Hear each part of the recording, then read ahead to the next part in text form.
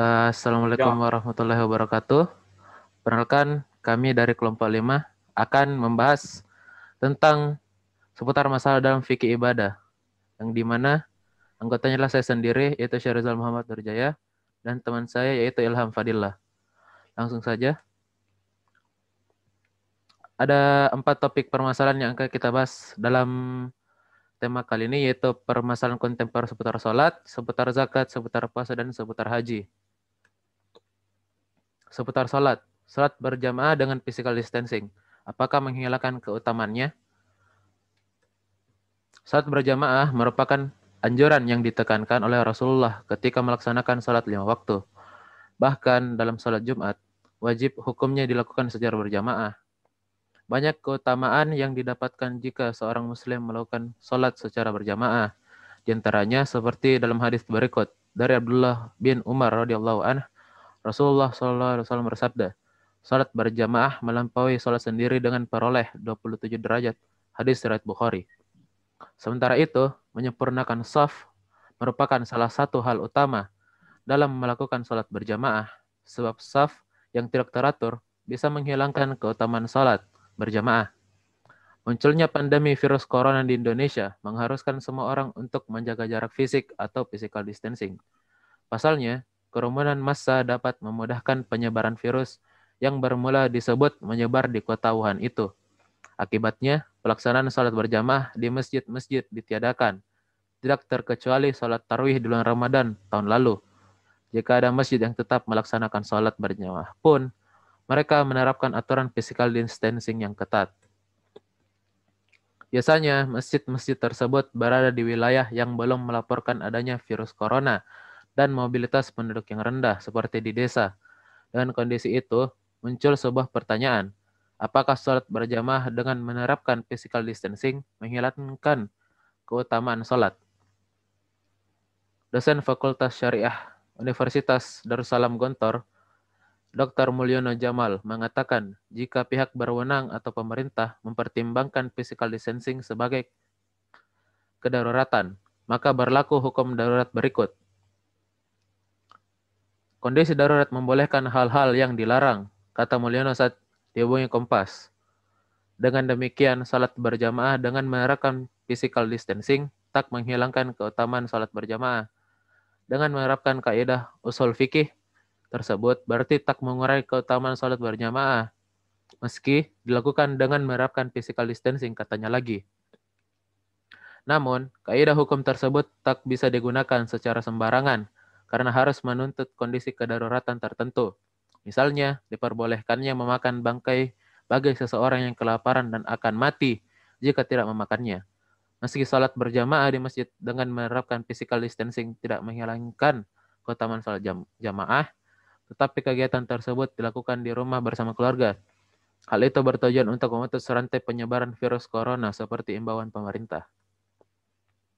Yang kedua yaitu permasalahan kontemporer seputar puasa, yaitu penggunaan Ventolin bagi penderita asma saat puasa.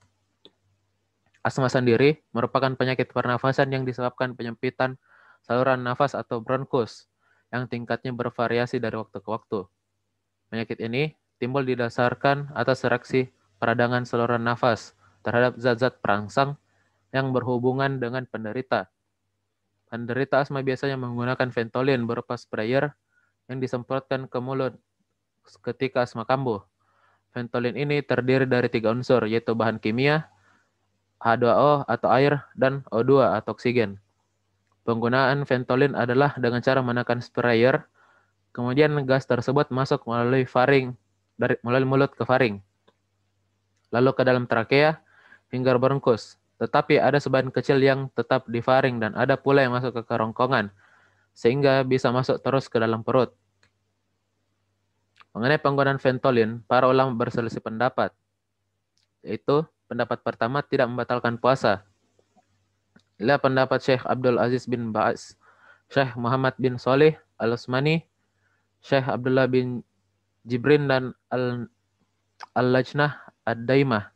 Alasan mereka yang pertama yaitu obat sprayer asma ini masuk ke dalam kerongkongan dan sedikit sekali yang masuk ke dalam perut atau lambung, seperti itu tidaklah membatalkan seperti hal yang berkumur-kumur dan memasukkan air ke dalam hidung.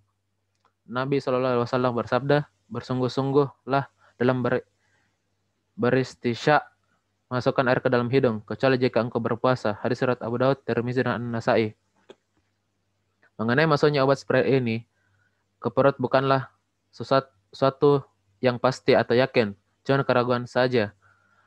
Yaitu bisa jadi masuk, bisa jadi tidak. Sehingga asalnya puasa orang yang menggunakan sprayer ini sah atau tidak batal karena berlaku kaidah keyakinan tidak dapat dihilangkan dengan sekedar keraguan. Ketiga, menggunakan obat sprayer asma semacam ini tidaklah semisal dengan makan dan minum. Keempat, para pakar kesehatan menyebutkan bahwa siwak itu mengandung unsur-unsur kimia yang bisa merawat gigi dan gusi dari penyakit. Zat siwak tersebut nantinya larut ke dalam air liur dan masuk ke faring. Padahal, menggunakan siwak ini dianjurkan pula sebagaimana ada riwayat secara muallak atau tanpa sanad dari Amir bin Rabi'ah. Ia berkata, Nabi SAW pernah bersiwak saat puasa dan jumlahnya tak terhitung.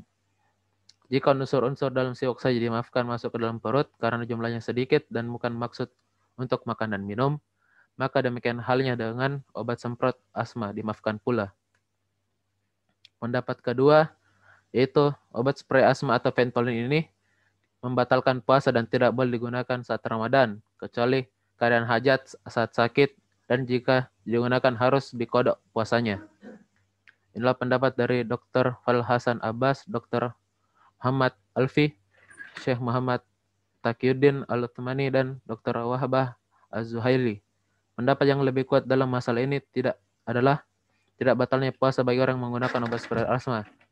Alasannya adalah kias pada kumur-kumur dan siwak, dan kias tersebut adalah kias yang sahih. Allahu alam.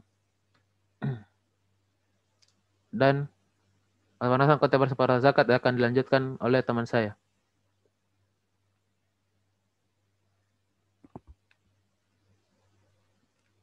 Baik,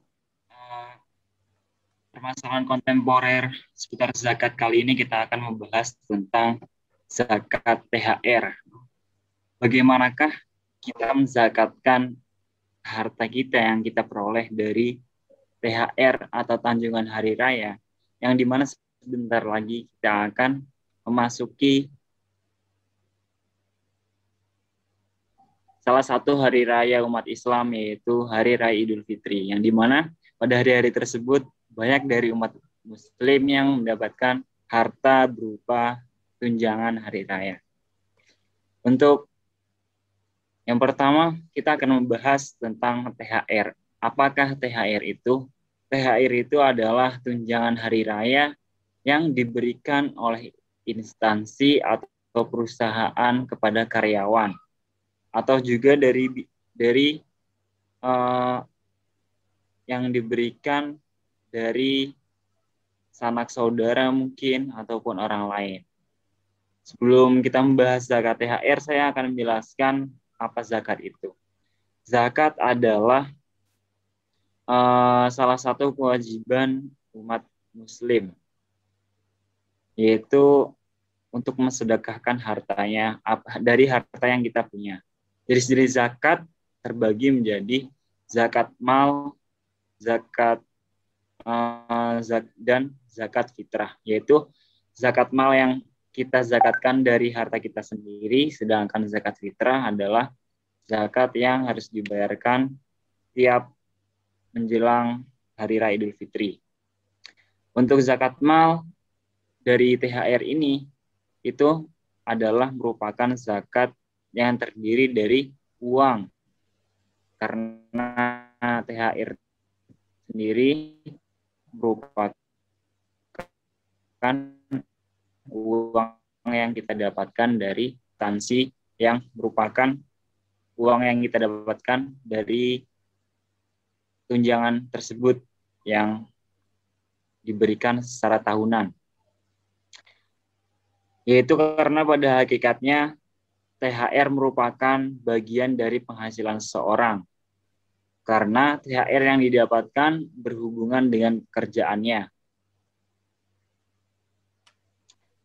Sebagai seorang pekerja di perusahaan atau dimanapun, ia akan bekerja dan mendapatkan gaji. Maka THR itu sudah termasuk zakat dari gaji. Pendapat yang lebih kuat dalam masalah ini tidak batalnya, ini ada kesalahan ya di sini. Sebentar. Jadi zakat THR adalah zakat yang sama dengan zakat profesi, yaitu 2,5% dari harta yang kita dapatkan selama setahun. Yaitu perhitungannya adalah syaratnya adalah zakat tersebut telah memenuhi nisab. Berapa nisab dari harta gaji? Nisab dari harta gaji adalah 20 dinar. 20 dinar. Bila harta kita telah mencapai 20 dinar, maka kita diwajibkan untuk membayar harta tersebut. Maka untuk zakat THR ini sudah termasuk dari zakat gaji atau zakat profesi. Setelahnya, saya akan membahas tentang permasalahan kontemporer seputar haji, yaitu dalam masalah menghajikan orang yang sudah meninggal untuk mewakilkan orang tua kita yang sudah meninggal atau kerabat kita yang sudah meninggal.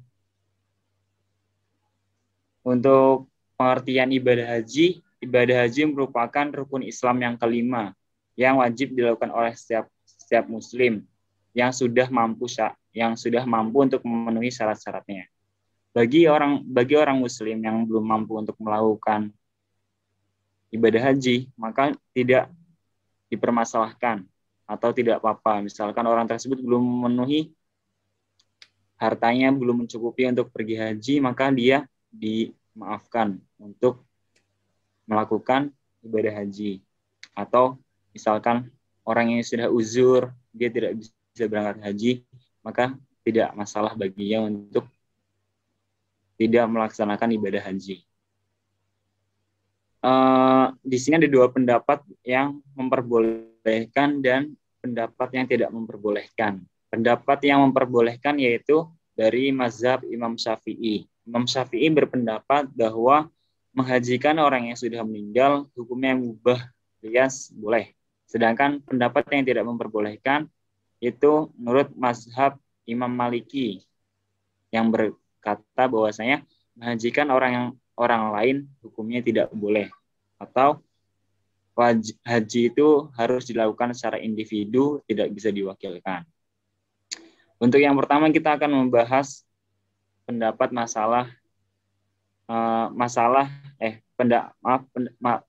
dari mazhab Imam Syafi'i. Imam Syafi'i berpendapat bahwasanya menghajikan orang yang telah meninggal hukumnya mubah alias boleh. Dasar hukumnya adalah sebuah hadis riwayat Ibnu Abbas yang mengatakan bahwa seorang perempuan bernama Junaihah datang menghadap Nabi SAW seraya berkata, sesungguhnya ibu saya bernazar untuk melakukan ibadah haji. Kemudian ia meninggal. Apakah saya boleh menghajikannya? Lalu Nabi menjawab, iya, laksanakan haji untuknya. Tetapi dalam mazhab Imam Syafi'i ini itu terdapat syarat, yaitu kita harus sudah berhaji untuk diri kita sendiri. Sebab orang yang belum beribadah haji untuk dirinya tidak boleh melakukan haji untuk orang lain. Jadi harus diperhatikan bahwasanya untuk menghajikan orang yang sudah meninggal atau untuk menghajikan orang lain, kita diharuskan telah berhaji untuk diri kita sendiri sebelum menghajikan orang lain yang kita wakilkan. Selanjutnya, kita melihat pendapat mazhab Imam Maliki yang bahwasanya berkata menghajikan orang lain hukumnya tidak boleh. Dasar hukum ini diambil dari hadis Nabi yang mengatakan bahwa apabila anak Adam atau manusia meninggal dunia, maka putuslah semua amalannya kecuali 3 hal, yaitu amal jariyah, ilmu yang bermanfaat untuk orang banyak, dan anak soleh yang mendoakan kedua orang tuanya. Hadis riwayat Muslim. Perlu diketahui bahwasanya di hadapan mahkamah akhirat kelak, setiap muslim bertanggung jawab terhadap amalannya sendiri-sendiri dan tidak bisa menanggung dosa orang lain. Sebab bila ada keluarga meninggal, maka kewajiban ahli waris adalah memandikan, mengkafani, mensolatkan, menghantar di kubur, melaksanakan wasiat-wasiatnya, bagi harta warisannya, melunasi semua hutang-hutangnya bila ada. Dan di situ tidak tertulis bahwasanya untuk menghajikan orang yang telah meninggal. Ustadz menghimbau agar di sisa umur kita untuk meningkatkan ilmu agama, iman dan takwa serta amal soleh, untuk memperbanyak wirid, zikir, istighfar, bertobat agar kita sewaktu-waktu mati dalam keadaan beragama Islam dan husnul khotimah. Jadi kesimpulan yang kita ambil dari masalah tentang menghajikan orang yang sudah meninggal, bahwasanya kita harus lihat pada kemampuan diri kita sendiri. Apakah kita bisa untuk menghajikan diri kita sendiri dari harta kita, kemampuan fisik kita, apakah kita sanggup? Kalau misalkan kita sudah sanggup untuk menghajikan diri kita sendiri, maka menurut saya itu tidak masalah untuk menghajikan orang lain, karena orang tua kita sudah bernazar, dan mungkin ada yang memiliki tabungan, ada yang sudah membayar haji mungkin, dan sudah tinggal menunggu giliran, tapi Allah berkehendak lain. Misalkan orang tua kita sudah menunggu giliran, ternyata beliau sudah dipanggil Allah, maka lantas daripada harta tersebut terbuang sia-sia, dengan lebih baiknya agar kita bisa mewakilkan orang tua kita untuk pergi haji, karena harta tersebut kita bilang itu mubazir ya, kalau misalkan kita nggak pergunakan untuk berangkat haji. Lebih baik kita berangkat untuk mewakilkan orang tua. Untuk urusan pahala, biar Allah yang mengatur, karena Allah yang lebih tahu. Mungkin sekian dari kami. Bila ada salah kata, kami mohon maaf, dan misalkan ada kesalahan itu datang dari kita sendiri. Kalau misalkan ada yang benar, itu datang dari Allah, atas petunjuk Allah.